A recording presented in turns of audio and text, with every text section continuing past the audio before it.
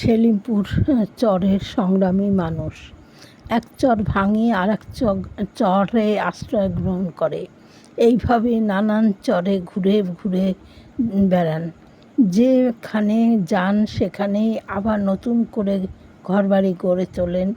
চরের জমিতে ধান, গম, ভুট্টা, নানা সবজি লাগান।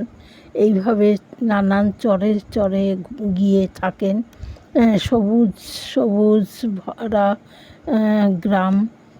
ঘরগুলো টিনের চাল, টিনের বেড়া। বাড়িতে নানা ফুল গাছ লাগিয়েছে, নানা সবজির চাষ করছে। এখানে যানবাহন হিসেবে নিজস্ব মোটর সাইকেল বা ঘোড়ার গাড়ি করে মালপত্র আদান প্রদান করে। এই চরের মানুষেরা সারা দিন রাত খাটে এবং কঠোর পরিশ্রম করে ফসল ফলায়। তারপর সেই ফসল বিক্রি করে তারপর ওদের জীবিকা নির্বাহ করে। আর এখানে পশুপালনও করে। নানা গরু, ছাগল,